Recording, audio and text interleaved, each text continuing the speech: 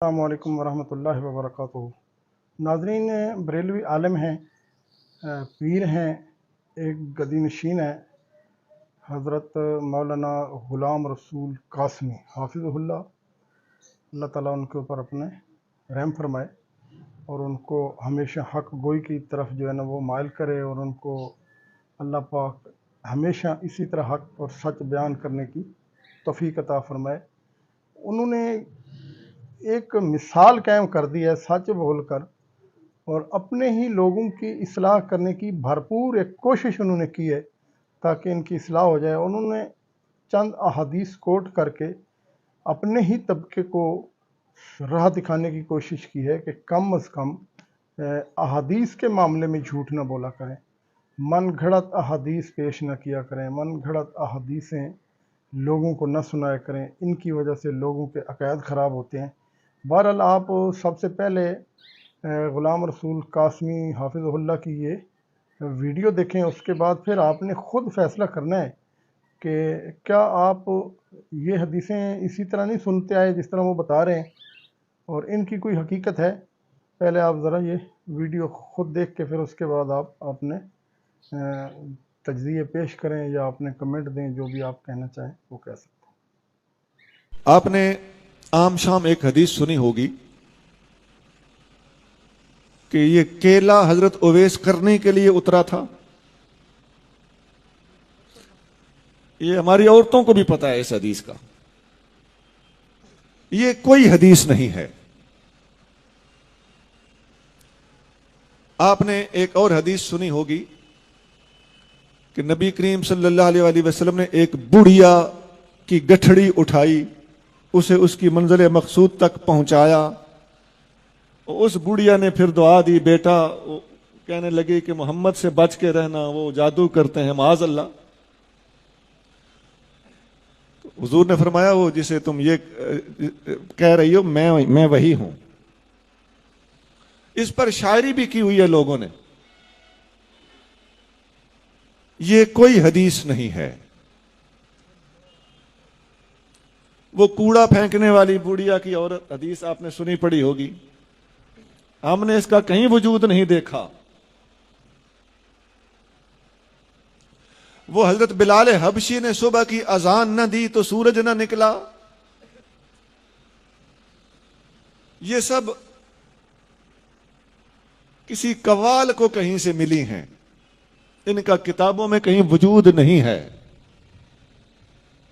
اب بتائیے، یہ غضب صرف ہمارے مسلک میں ہو رہا ہے، کوئی اور یہ بیان بھی نہیں کرتا۔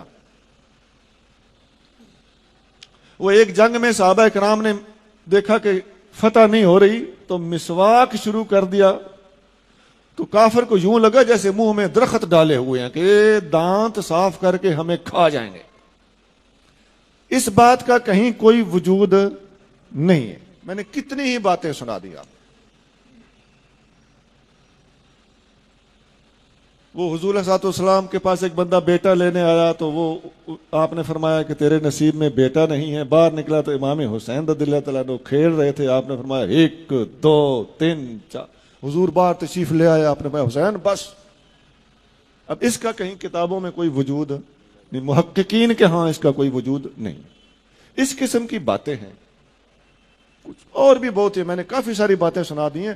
ایسی حدیثیں ہمارے ہاں، ہمارے اہل سنت کے حلقوں میں، خاص طور سے عوامی حلقوں میں اور خواتین میں، اور خاص طور سے یہ جو ہم الحمدللہ معجزات کرامات کے سب سے زیادہ چونکہ ماننے والے ہم ہی ہیں، ہماری اس محبت عقیدت اور صحیح العقیدگی سے ناجائز فائدہ اٹھاتے ہوئے لوگوں نے اس قسم کی باتیں بھی ہمارے اندر داخل کر دی۔ میں نے پوری احتیاط سے کام لیتے ہوئے کچھ باتیں بتائی ہیں۔ میرے ذہن میں اور بھی وہ حدیثیں ہیں جن کو حدیثیں کہا جا رہا ہے، وہ حدیثیں نہیں ہیں۔ اور ایسا ہے کہ اگر آپ ان کو کسی خاص طور سے کسی سٹیج پہ بیان ہو رہی ہو تو عوام کا کیا قصور؟ میں اپنے بیٹوں سے درخواست کروں گا کہ حدیث آپ نے کنفرم کیے بغیر کبھی بیان نہیں کرنی، اور اگر کوئی بیان کرے آپ کو پتا ہو کہ یہ حدیث نہیں ہے تو اسے ضرور سمجھانا ہے۔ نہیں تو دین کا بہت بڑا نقصان ہو رہا ہے اور ابھی اور ہو چلا ہے۔ جرت کوئی نہیں کرتا کسی کو سمجھانے کی اپنی عزت بچانے کے لیے۔ جھوٹ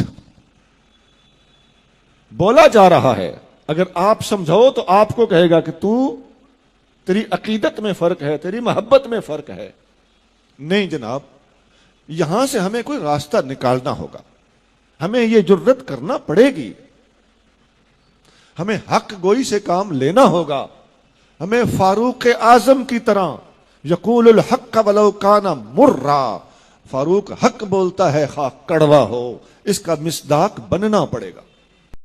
ویڈیو آپ نے دیکھی حضرت مولانا غلام رسول قاسمی حافظ اللہ کی، کتنی سچائی کے ساتھ اور کتنی دلیری اور بہادری کے ساتھ انہوں نے اپنے ہی طبقے کی اصلاح کرنے کی کوشش کی ہے، اور ان کو بتانے کی کوشش کی ہے کہ ہمارا ہی طبقہ یہ جھوٹی احادیث گھڑ گھڑ کے لوگوں کے اذہان خراب کرتا ہے۔ اللہ تعالیٰ ایسے علماء کو ہمیشہ جو ہے نا وہ اپنی حفظ و امان میں رکھے، جو یہ سچ اور حق بیان کرتے ہیں۔ اور ہم بھی دیکھیں، اب میری عمر آپ اندازہ کر سکتے ہیں کہ کتنی ہے، 52 اینڈ ابو ہے، تو میں بھی بچپن سے یہ اسی طرح کی احادیث سنتے سنتے سنتے جناب بوڑھا ہو گیا ہوں، ہمیں نہیں پتہ تھا۔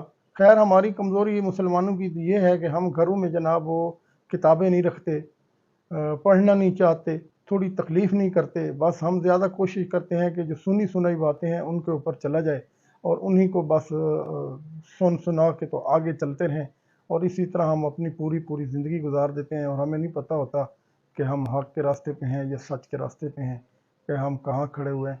دین کے معاملے میں ناظرین میری آپ سے گزارش یہ ہے کہ دین کے معاملے میں سب سے پہلے آپ چھان بین کیا کریں، خصوصی طور پر قرآن اور احادیث کے حوالے سے۔